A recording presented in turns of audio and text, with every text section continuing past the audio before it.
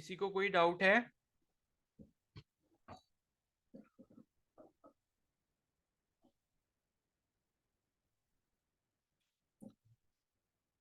बताओ। कुछ पूछना है किसी को अभी तक जितना पढ़ा है? वॉइस वगैरह क्लियर है सब? Yes sir. Yes sir. Yes sir. चलो फिर अब आगे बढ़ते हैं सरफेस टेंशन के ऊपर, ठीक है? तो अब इसकी थ्योरी देख लेते हैं एक बार। तो you must have notice that oil and water do not mix, ठीक है? Water wets you and me but not ducks. Mercury does not wet glass but water sticks to it. Oil rises up a cotton wick in spite of gravity. तो ये कुछ example है, like जो जिसके पीछे जो रीजन होता है वो क्या होता है? सरफेस टेंशन होता है। तो पहला है जैसे कि oil and water do not mix, ठीक है? और water wets you and me but not ducks. तो वाटर से क्या होता है, हम या तुम जो है गीले हो जाते हैं, लेकिन जो बत्तख होती है, डक्स होती हैं, वो गीली नहीं होती। Mercury does not wet glass but water sticks to it, ठीक है? मरकरी क्या करता है? ग्लास को वेट नहीं करता, लेकिन वो उसके साथ चिपक जाता है, ठीक है? स्टिक हो जाता है। Oil rises up a cotton wick. Cotton wick का मतलब होता है जैसे आप वो दिया जलाते हो ना, तो दिए में जैसे बत्ती होती है, तो वही कॉटन विक की बात कर रहे हैं। तो ऑयल जो है वो आपका कॉटन विक में क्या ऊपर की तरफ चला जाता है इन स्पाइट ऑफ ग्रेविटी। यानी कि जब आप दिया जलाते हो और दिए में वो रुई की बत्ती डालते हो, तो उसमें क्या होता है? ऑयल धीरे धीरे ऊपर की तरफ चला जाता है। और जबकि ग्रेविटी जो लग रही है उसकी वजह से ऑयल नीचे ही रहना चाहिए, लेकिन उसके भी अगेंस्ट जाके क्या होता है? ऑयल ऊपर चढ़ जाता है, और जिसकी वजह से जब आप दिया जलाते हैं तो फिर वो घंटों तक जलता रहता है जब तक उसका ऑयल खत्म नहीं होता, ठीक है? फिर नेक्स्ट है यहाँ पे sap and water rise up to the leaves of the tree, ठीक है? तो सैप एंड वाटर का मतलब है कि जो प्लांट्स होते हैं, तो प्लांट्स क्या लेते हैं? वाटर प्लस सैप लेते हैं, यानी कि जो भी उनके न्यूट्रिएंट्स मिनरल्स वगैरह होते हैं वाटर के साथ। तो रूट्स क्या करती हैं? ट्रीज में जो भी रूट्स होती हैं प्लांट्स की, वो क्या करती हैं? जमीन से पानी खींच रही होती हैं। तो वो पानी को खींचते खींचते ऊपर तक लेके जाती है, ठीक है? तो ये चीज होती है। Hair of a paint brush do not cling together when dry and even when dipped in water but form a fine tip when take out of it, ठीक है? तो अगर हम पेंट ब्रश का यहाँ पर एग्जांपल लेते हैं, तो वो एक दूसरे के साथ लाइक क्लिंग नहीं होते, मतलब कि एक दूसरे के साथ वो मिलते नहीं है, ठीक है? जब वो ड्राई होते हैं। And even when dipped in water but form a fine tip. तो अगर जब क्या बना लेते हैं, जब जब हम पेंट ब्रश को पानी में डालते हैं, तो आपने देखा होगा उसके जो हेयर्स होते हैं वो कैसे एकदम ऐसे श्रिंक हो जाते हैं, एक क्या बना लेते हैं? फाइन टिप बना लेते हैं, ठीक है? बिखरते नहीं है। तो all these and many more such experiences are related with the free surfaces of liquid, ठीक है? तो ये किसकी वजह से होता है? फ्री सरफेस ऑफ लिक्विड की वजह से होता है। मतलब फिनोमिना इसके पीछे अलग अलग हो सकता है, जैसे कि अगर आप वो रुई बत्ती वाला देखोगे तो वो कैपिलरी एक्शन की वजह से हो गया, ठीक है? लेकिन इनकी वजह, इनका जो पीछे का मेन एक स्पेसिफिक रीजन है वो इनका सरफेस है, ठीक है? जो कि इनका फ्री सरफेस है। तो as liquids have no definite shape but have a definite volume, they acquire a free surface when poured in a container. तो हमें ये पता है कि भाई लिक्विड का जो है कोई भी डेफिनेट शेप नहीं होता, लेकिन उनका वॉल्यूम जो होता है वो कांस्टेंट होता है, यानी कि डेफिनेट होता है। अगर आप 1 लीटर पानी पहले आप जग में डालोगे या फिर उसके बाद एक बकेट में डालोगे, वो रहेगा 1 लीटर पानी, यानी कि वॉल्यूम सेम रहेगा। लेकिन जग में जब डालोगे तो उसका जो सरफेस एरिया वो कम होगा, लेकिन एक बड़ी बकेट में डालोगे तो उसका जो सरफेस एरिया वो आपका ज्यादा हो जाएगा, ठीक है?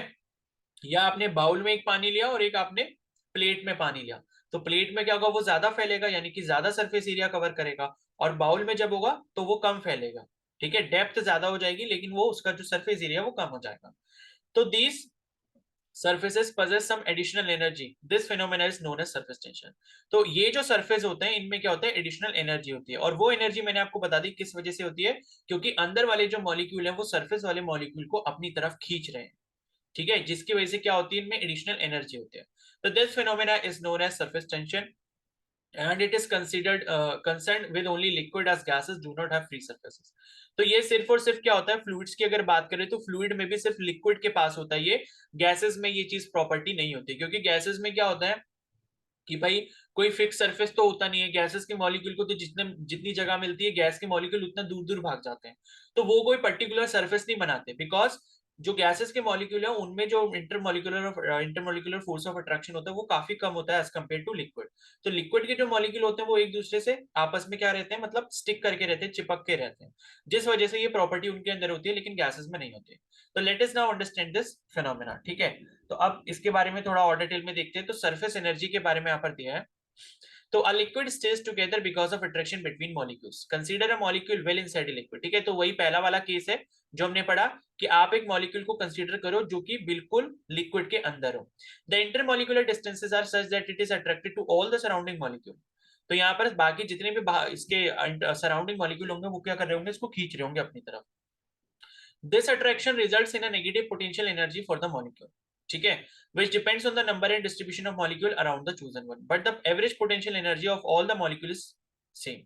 मतलब क्या होता है कि जो भी मॉलिक्यूल इसके आसपास होंगे तो कोई थोड़ा ज्यादा फोर्स लगा रहा होगा, कोई थोड़ा कम फोर्स लगा रहा होगा, यानी कि किसी की एनर्जी थोड़ी ज्यादा होगी, किसी की लेकिन कम होगी. लेकिन ऑन एन एवरेज देखें तो सारे जो मॉलिक्यूल्स आपको दिख रहे हैं वो उनकी जो एवरेज पोटेंशियल एनर्जी होगी, यानी कि जो एवरेज वो फोर्स लगा रहे होंगे जिसकी वजह से जो उनके अंदर पोटेंशियल एनर्जी है जिसकी वजह से वो फोर्स लगा रहे हैं वो लगभग लगभग सेम होगी. तो this is supported by the fact that to take a collection of such molecule the liquid and to disperse them far away from each other in order to evaporate और vaporise. तो ये जो energy है, इस energy का basically मतलब क्या है कि कोई मॉलिक्यूल को अगर आप कंसीडर कर रहे हो तो मॉलिक्यूल पर जो वो फोर्स लगा रहे हैं यानी कि उनको जो अट्रैक्ट कर रहे हैं, अगर आप क्या करते हो उसको दूर ले जाते हो बाकी जो मॉलिक्यूल्स हैं उस मॉलिक्यूल के चारों तरफ जिसको आप कंसीडर कर रहे हो, वो सारे मॉलिक्यूल्स को अगर आप दूर ले जाते हो और उनको क्या कर देते हो, सेपरेट कर देते हो, तो उतनी एनर्जी लाइक आपको वहां पर देनी पड़ेगी क्योंकि उतनी एनर्जी से उन्होंने क्या करा है, उसको बांध के रखा हुआ है. ठीक है, the heat of evaporation required is quite large. मान लो कि अगर क्या होता है, फोर्स ऑफ अट्रैक्शन ज्यादा होता है यानी कि उनकी पोटेंशियल एनर्जी ज्यादा होगी, तो यहाँ पर इवेपोरेशन जो आपको मतलब हीट जो देनी पड़ेगी बाकी सारे मॉलिक्यूल को इवेपोरेट होने के लिए वो काफी ज्यादा होगी. For water it is of the order 40 kilo joule per mole. यानी कि लाइक वाटर को अगर आप इवेपोरेट कर रहे हो, यानी कि वाटर को इवेपोरेट करने का मतलब क्या है कि वाटर के अंदर जो मॉलिक्यूल है उन मॉलिक्यूल में आपस में जो क्या है inter molecular force of attraction है, आप उसको ब्रेक डाउन कर रहे हो. एंड उसको ब्रेक डाउन करने के लिए जो यहाँ पर एनर्जी चाहिए होती है वो काफी ज्यादा होती है, वो 40 किलो जूल पर मोल के हिसाब से होती है. यानी कि one mole amount of water जब आप लोगे तो 40 किलो जूल ऑफ एनर्जी जो वो आपको यहाँ पर सप्लाई करनी पड़ेगी, तब आपका सारा का सारा जो पानी है 1 मोल वो आपका इवापोरेट होगा, यानी कि उनके अंदर के intermolecular forces of attraction break हो जाएंगे. तो let us consider a molecule near the surface, only lower half side of it is surrounded by liquid molecule. ठीक है, तो अब दूसरा वाला केस है कि आपने क्या करा, नियर द सरफेस आपने क्या करा, एक मॉलिक्यूल को कंसीडर कर लिया, तो लोअर हाफ वाली जो साइड है वही सिर्फ लिक्विड मॉलिक्यूल से सराउंडेड होगी, नीचे वाली साइड होगी तो there is some negative potential energy due to this, but obviously it is less than that a molecule in bulk, the one fully inside. ठीक है, तो यहाँ पर भी क्या होगा, कुछ ना कुछ नेगेटिव पोटेंशियल एनर्जी होगी जिसकी वजह से वो मॉलिक्यूल क्या कर रहे हैं, उसको नीचे की तरफ खींच रहे हैं. लेकिन ये जो ये आपकी कम होगी किसकी कंपैरिजन में, जो मॉलिक्यूल आपका वाटर के अंदर है या लिक्विड के अंदर है. तो approximately it is half of the latter, यानी कि लगभग लगभग ये आधी होगी ये जो पोटेंशियल एनर्जी होगी. लेकिन यहाँ पर हो क्या रहा है, वहां पर अगर आपका मॉलिक्यूल पूरा पानी के अंदर है तो वहां पर पोटेंशियल एनर्जी नेगेटिव जो होगी वो आपकी बैलेंस हो जाएगी बाकी अदर मॉलिक्यूल से, लेकिन यहाँ पर जो वो बैलेंस नहीं होगी. तो thus molecules on a liquid surface have some extra energy in comparison to molecules in the interior. A liquid thus tends to have least surface area which external conditions permit. ठीक है, तो कोई भी जो liquid होता है वो ये चाहता है कि भाई उसका सरफेस जो है, सरफेस एरिया जो है वो कम से कम, ठीक है, उस अकॉर्डिंग हो जिस अकॉर्डिंग एक्सटर्नल कंडीशंस जो है उसको परमिशन दे रही है. कहने का मतलब ये है कि कोई भी सरफेस अगर है तो कोई भी सरफेस देखो, जैसे मान लो मैंने ये लिया, ठीक है, और ये लिया, अब एक में यहां पर क्या होगा, ये क्या है, ये पूरा सरफेस है और यहाँ पर ये लिक्विड का सरफेस है. तो एक में आप देख रहे हो कि लिक्विड का सरफेस जो है एरिया कम है और एक में लिक्विड का सरफेस एरिया क्या है, ज्यादा है. तो लिक्विड का सरफेस एरिया ज्यादा होने का मतलब है कि उसके जो मॉलिक्यूल हैं जो सरफेस पर होंगे वो ज्यादा होंगे एज कंपेरिजन टू जो फर्स्ट वाला केस है. ठीक है, तो फर्स्ट वाले केस में जो मॉलिक्यूल नंबर ऑफ मॉलिक्यूल होंगे सरफेस के ऊपर वो कम होंगे और सेकंड वाले केस में जो नंबर ऑफ मॉलिक्यूल सरफेस के ऊपर होंगे वो ज्यादा होंगे. ठीक है, तो अब क्या है कि यहां पर अगर मान लो नंबर ऑफ मॉलिक्यूल सरफेस के ऊपर ज्यादा है, यहां पर अगर ज्यादा है तो इस पर ये सारे फोर्सेस लग रहे होंगे, इधर मान लो कोई मॉलिक्यूल है तो इधर सारे फोर्सेस लग रहे होंगे, इधर कोई मॉलिक्यूल है तो यहाँ पर फोर्सेस लगा रहे होंगे अंदर के मॉलिक्यूल. लेकिन यहाँ पर जो मॉलिक्यूल की क्वांटिटी है वो कम होगी सरफेस पे, तो यहाँ पर जो अंदर की तरफ से फोर्स लग रहा होगा सरफेस के ऊपर वो कम होगा. ठीक है, तो सरफेस के ऊपर अगर मान लो सरफेस एरिया कम, तो सरफेस पर जो टेंशन आ रहा है वो भी कम होगा, और सरफेस एरिया अगर ज्यादा होगा तो सरफेस एरिया पर उतने ज्यादा मॉलिक्यूल होंगे, उसका मतलब है कि उतने ज्यादा मॉलिक्यूल पर अंदर से फोर्स लग रहा होगा जिसकी वजह से उस केस में सरफेस टेंशन ज्यादा होगा. तो क्या है कि ये लाइक एक नेचुरल प्रॉपर्टी होती है किसी भी लिक्विड की, कि कोई भी अगर लिक्विड है तो वो अपना सरफेस एरिया जितना कम हो सकता है एक्सटर्नल कंडीशंस के बेसिस पे वो उतना कम करना चाहता है. ठीक है, कोई भी अगर लिक्विड है तो लिक्विड की ये प्रॉपर्टी इसी की वजह से होती है कि भाई वो अपना सरफेस एरिया जो है वो कम से कम करना चाहता है, सो दैट की सरफेस टेंशन उस पर कम लगे। ठीक है, बिकॉज टेंशन का मतलब क्या है, टेंशन लाइक आपकी लाइफ में जब कभी भी टेंशन होती है तो आप क्या सोचते हो कि भाई टेंशन को कम किया जाए, सो दैट कि आप स्ट्रेस फ्री लाइफ जी सको, आपके माइंड में पीस रहे। तो वही केस लिक्विड के साथ भी हो रहा है, अगर वो टेंशन में रहेगा तो लाइक वो उसको अच्छा नहीं लग रहा है, उसको लगता है कि भाई मेरे को टेंशन जितना कम हो सकता है उतना कम करना है। तो यहाँ पर हर किसी लिक्विड की प्रॉपर्टी ये होगी कि वो सरफेस एरिया को जितना कम कर पाए वो उतना कम कर सकता है, मतलब अकॉर्डिंग टू एक्सटर्नल कंडीशन। और यही एक रीजन होता है जो कि आपका क्या बोलते हैं, जो वाटर की ड्रॉप होती है वो स्फेरिकल होती है इन शेप। तो वाटर की ड्रॉप या लिक्विड की ड्रॉप जो है वो स्फेरिकल क्यों बनना चाहती है, बिकॉज स्फेयर एक ऐसा फिगर है या स्फेयर एक ऐसा सॉलिड फिगर है जिसका बाकी सॉलिड फिगर के कंपैरिजन में सरफेस एरिया सबसे कम होता है। एंड सरफेस एरिया कम तो इसका मतलब टेंशन कम, और यही लिक्विड चाहता है। ठीक है, तो अभी इसको आगे भी पढ़ेंगे, कहीं ना कहीं ये चीज लिखी भी होगी। तो इसके बाद है कि increasing surface area requires energy, most surface phenomena can be understood in terms of this fact, what is the energy required for having a molecule at the surface, as mentioned above रफली it is half the energy required to move it entirely from the liquid, that is half the heat of evaporation. अब यहाँ पर क्या है कि मान लो surface पर कोई मॉलिक्यूल है, ठीक है, और जब आपने हीट करना चालू किया और मान लो इवापोरेशन स्टार्ट हो गया उस लिक्विड में, तो सरफेस के मॉलिक्यूल आपको पता है क्या करते हैं, सबसे पहले जाके क्या करते हैं, इवापोरेशन करेंगे, क्योंकि वो सबसे ऊपर है, यानी कि सबसे पहले वो उठेंगे हवा में। तो वो सबसे पहले हवा में क्यों उड़ रहे हैं, क्योंकि उनको जो हीट मिलनी है, यानी कि अगर कोई मॉलिक्यूल आप सरफेस पे ले रहे हो और एक मॉलिक्यूल आप सरफेस के अंदर ले रहे हो, यानी कि लिक्विड के ठीक अंदर, तो सरफेस के ऊपर जो मॉलिक्यूल होगा उसको इवापोरेट करने में एनर्जी का इस्तेमाल कम होगा। वो कम इसलिए होगा बिकॉज ऑलरेडी वो टेंशन में है, एंड नीचे से जो फोर्सेस लग रहे हैं, ऊपर से कोई भी फोर्स नहीं लग रहा। तो ऊपर से अगर कोई नहीं फोर्स लग रहा है, सिर्फ नीचे नीचे से फोर्स लग रहा है सरफेस पे जो मॉलिक्यूल है उन पर, तो इस वजह से उनको जो एनर्जी है वो हाफ देनी पड़ेगी, सो दैट कि वो इजिली इवापोरेट हो पाए, एज कंपेरिजन टू जो आपका कोई भी मॉलिक्यूल वाटर के ठीक अंदर होगा। ठीक है, तो यही यहाँ पर लिखा है, half the heat of evaporation उसको देना पड़ेगा। Finally, what is the surface? Since a liquid consists of molecule moving about, they cannot be a perfectly sharp surface. The density of the liquid molecule drop rapidly to zero around z equal to zero as we move along the direction indicated. ठीक है, in a distance of the order of a few molecular size. तो ये 9.414 C में,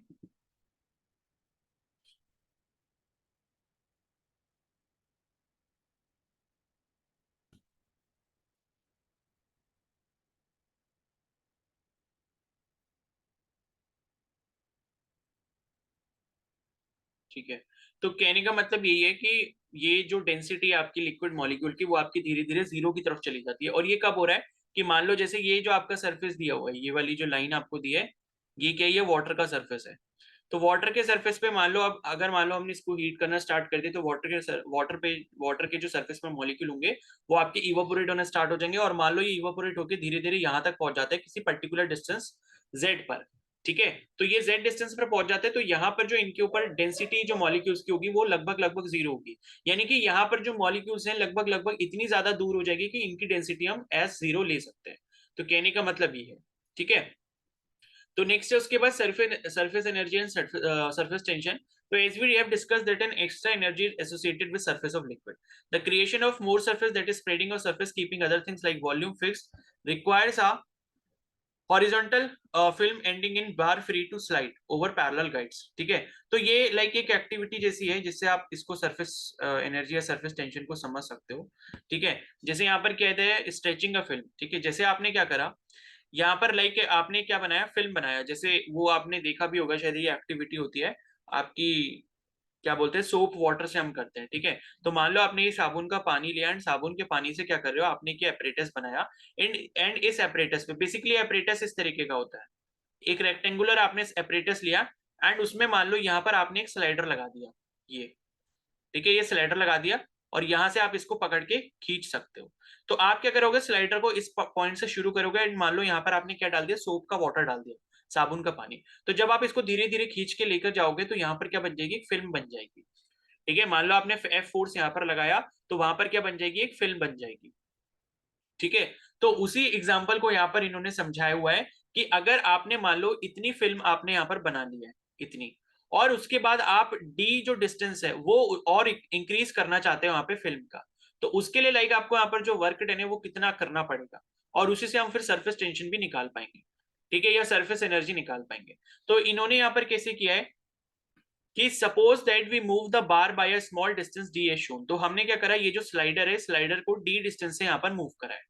since the area of the surface increases the system now has more energy. तो यहाँ पर क्या है, सरफेस एरिया यहाँ पर बढ़ गया है, एरिया जो है मतलब सरफेस का जो एरिया वो आपका बढ़ गया है। तो यहाँ पर जो इसकी एनर्जी है वो और ज्यादा हो जाएगी, बिकॉज अभी मैंने आपको बताया कि सरफेस जितना बड़ा होगा उतने ज्यादा मॉलिक्यूल उसके सरफेस पे होंगे, उतनी ज्यादा उसकी टेंशन होगी, एंड उस वजह से उतनी ज्यादा क्या होगी, वहां पर एनर्जी जनरेट होगी।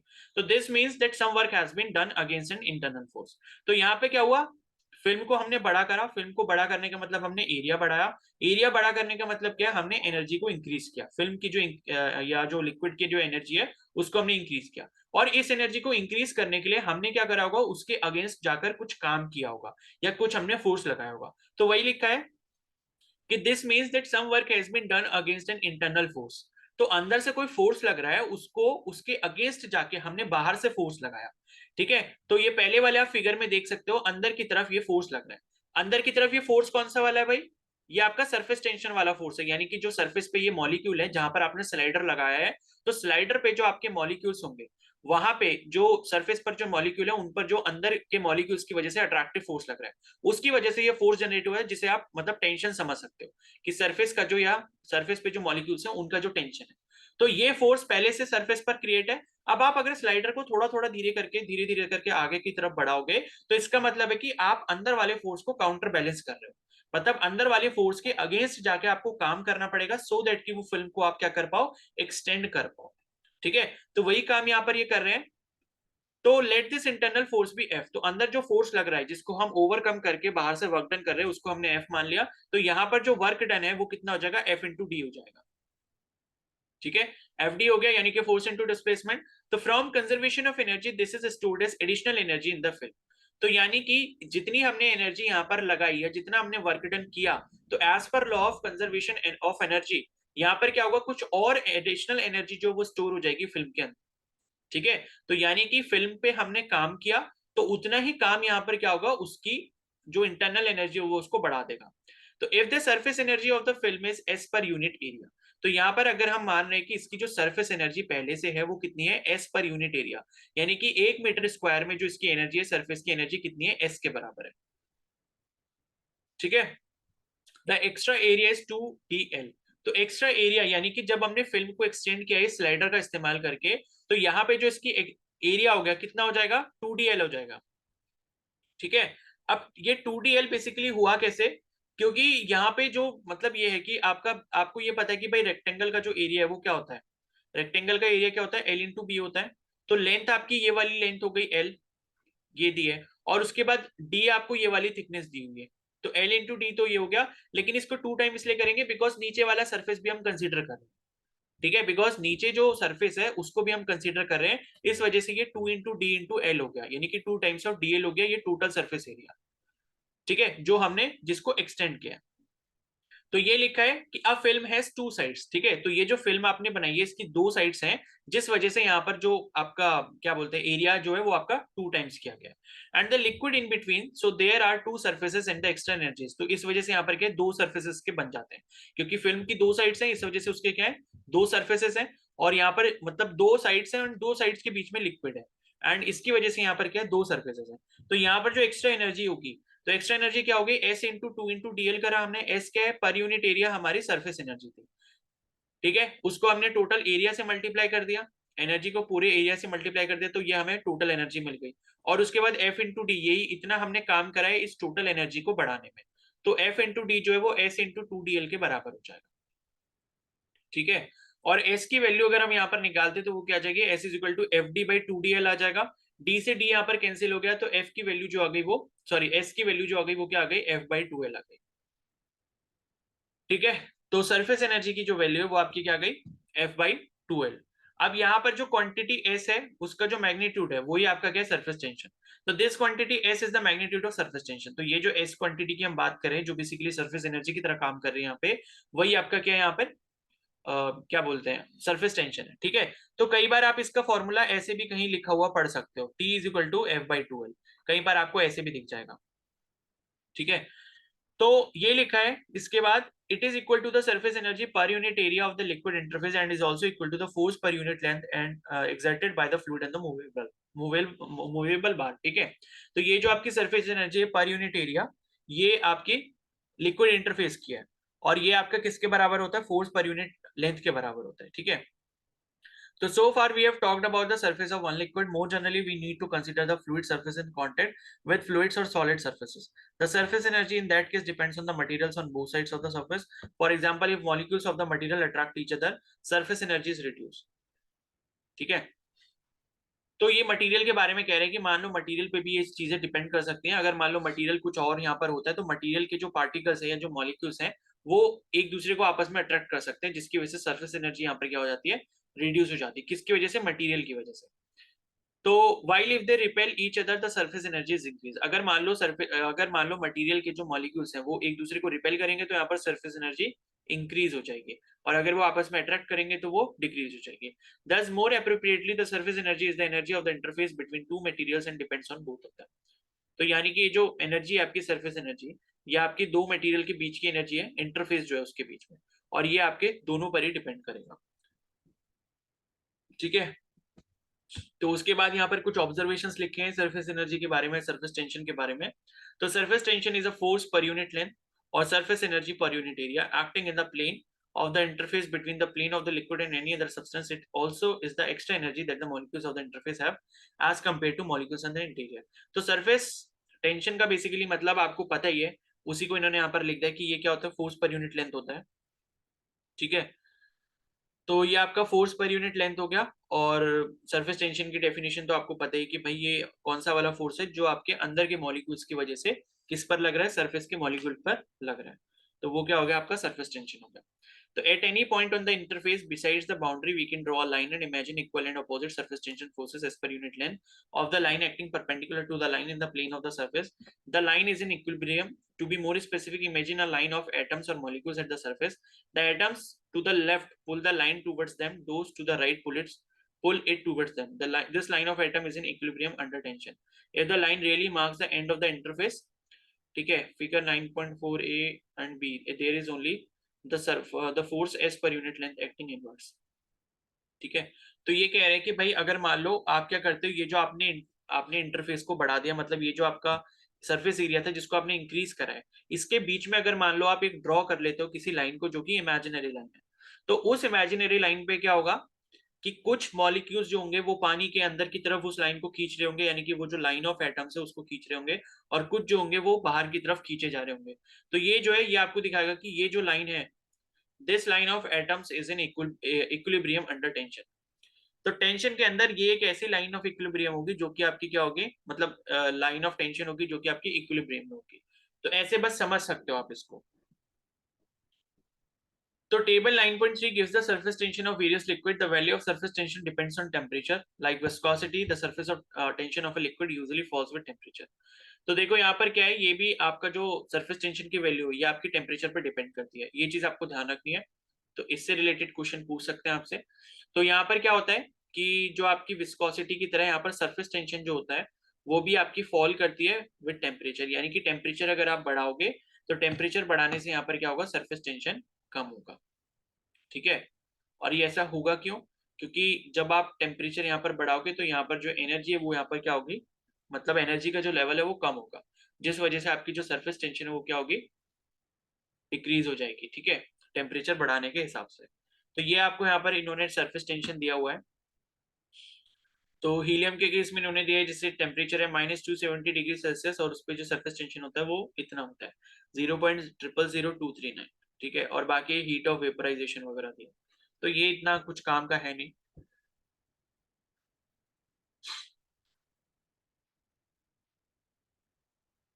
ठीक है, और उसके बाद नेक्स्ट है a fluid will stick to a solid surface as the surface energy between fluid and the solid is smaller than the sum of the surface energy between solid and the air.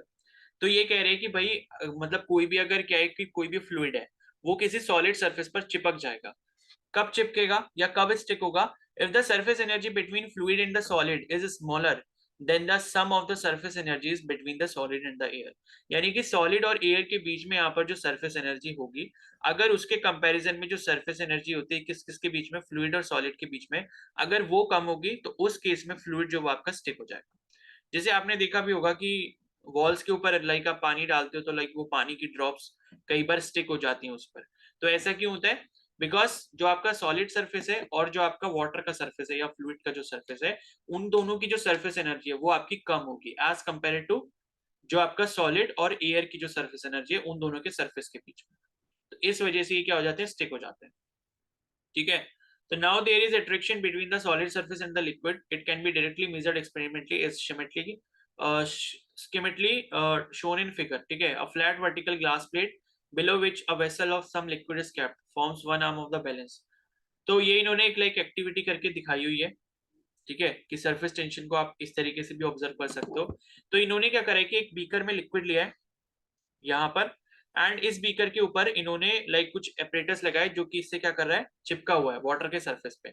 और यहाँ पे इन्होंने एक like तराजू जैसा जो है एक लीवर बना दिया या एक हिंज बना दिया, और उस हिंज के राइट हैंड साइड पे इन्होंने कुछ वेट हैंग कर दिया। ठीक है। तो यहाँ पर क्या है, तो अगर मान लो हमें सरफेस टेंशन मतलब यहाँ पर मेजर करना है, ठीक है, तो यहाँ कैसे कर सकते हो, तो now there is attraction between solid surface and the liquid. It can be directly measured experimentally. A flat vertical glass plate. तो यहाँ पर एक ये ग्लास प्लेट है, ये जो आप यहाँ पर देख रहे हो, ठीक है, ये वाटर के सरफेस के ऊपर ये जो इन्होंने लगाई है ये क्या है, ग्लास प्लेट है। Below which a vessel of some liquid is kept forms one arm of the balance. तो ये इन्होंने एक वेइंग बैलेंस जैसा बना लिया जिसके एक तरफ एक ग्लास प्लेट है जो कि लिक्विड के सरफेस के ठीक ऊपर है, और दूसरी तरफ इन्होंने क्या करा है, कुछ वेट को लटका दिया। The plate is balanced by weights on the other side. ठीक है। तो लेफ्ट साइड में जो आपकी लिक्विड की प्लेट है लिक्विड के ऊपर, उसको इन्होंने राइट हैंड साइड में जो वेट्स है उसके अकॉर्डिंग इन्होंने बैलेंस कर दिया। ठीक है। The vessel raised slightly till the liquid just touches the glass plate and pulls it down a little because of surface tension. तो यहाँ पर क्या है कि वेसल जो है वो आपका, मतलब ये हमें तब तक करना है जब तक आपकी जो ये वेसल है वो थोड़ा सा ऊपर को नहीं उठ जाती। The vessel is raise slightly till the liquid just touches the glass plate and pulls it down a little because of surface tension. तो कहने का मतलब है कि ये आपने वेट आपने लगभग लगभग इतना इसमें तब तक आपने इंक्रीज करना है, ये जो ग्लास प्लेट है, ग्लास प्लेट हल्का सा लिक्विड को ऊपर उठा दे। ठीक है। तो लाइक कभी आपने ऐसे आप करके भी देख सकते हो, जैसे मतलब आप क्या करो, जैसे मान लो आपने कोई प्लास्टिक की शीट ली। ठीक है। प्लास्टिक की शीट को अगर आप पानी के ऊपर रखते हो, पानी की सरफेस के ऊपर, और आपको उसको धीरे धीरे से ऊपर को उठाते हो, तो लाइक एक स्टेज ऐसी आएगी जब पानी की लेयर आपको थोड़ी सी ऊपर को उठती हुई दिखेगी। तो वही ये बोल रहे हैं कि भाई आपको यहाँ पर इस ग्लास प्लेट को इतना थोड़ा सा ऊपर तक उठाना है, जब क्या हो, यहाँ पर जो आपका ये वेसल के अंदर जो लिक्विड है वो आपका थोड़ा सा ऊपर की तरफ उठ जाए, and pulls it down a little because of surface tension. और नीचे जो है वो पानी जो है वो उसको खींच रहा है, यानी कि लिक्विड जो है उसको नीचे खींच रहा है, किसकी वजह से, सरफेस टेंशन की वजह से। तो weights are added till the place just clears water. तो वेट जो है हम तब तक ऐड करते रहेंगे जब तक लाइक यहाँ पर जो आपकी प्लेट है वो मतलब ये कि पानी के साथ मतलब कांटेक्ट बना के रखे और हमें ये भी लगे कि थोड़ा सा ऊपर हमने उसको उठा लिया पानी की लेयर को। तो suppose the additional weight required is W. ठीक है। Then from equation and the discussion there the surface tension of the liquid air surface interfaces.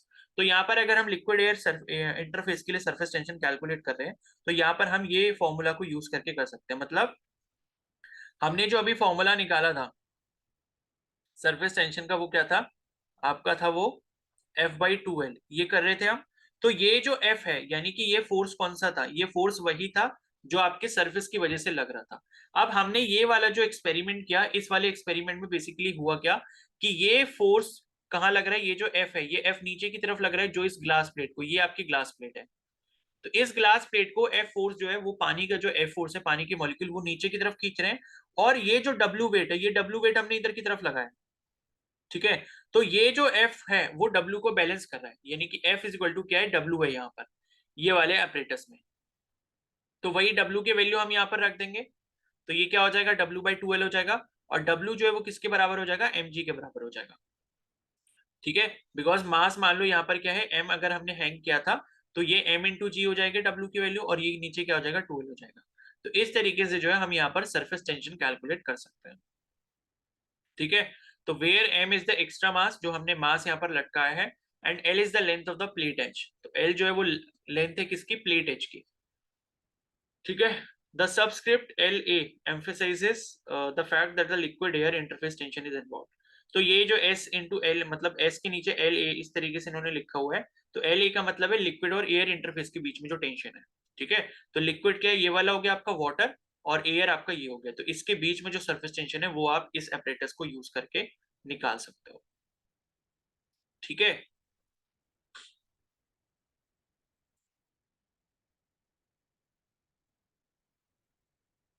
Clear है ये? Yes, sir. Yes, sir. Yes.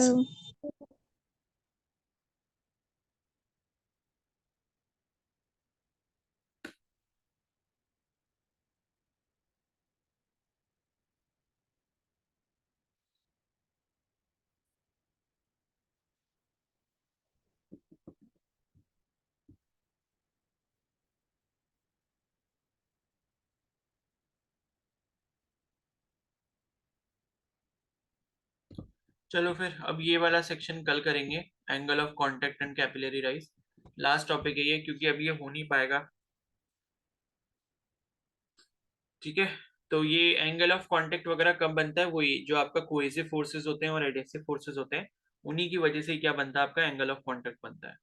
और कैपिलरी राइज का मतलब क्या होता है, कैपिलरी राइज का मतलब लाइक वो आप जैसे जो मैंने आपको बताया था, दिया बाती वाला जो एग्जांपल बताया था, कि जब आप कॉटन की जो वो होती है, ठीक है, बत्ती जो होती है उसको आप क्या करते हो, ऑयल में भिगाते हो, तो वो क्या होता है, ऑयल धीरे धीरे अपने आप ऊपर आता रहता है उसमें, तो वो कैपिलरी एक्शन की वजह से होता है, ठीक है। तो वो सब हम कल देखेंगे, ठीक है। तो फिर शाम को मिलते हैं, और बाकी एनिमल किंगडम फिर से रिवाइज कर लेना एक बार, जिसने ढंग से कल नहीं करा था, जिसके मार्क्स कम आए थे, ठीक है। अखिला के मार्क्स सबसे कम आए थे एंड वो अभी है नहीं, तो कर लेना, ठीक है, ध्यान से। और बाकी आगे के लिए रिप्रोडक्शन वाली यूनिट पढ़ के रखो, टाइम जो भी है आपके पास, ठीक है। तो शाम को मिलते हैं फिर केमिस्ट्री वाली क्लास में।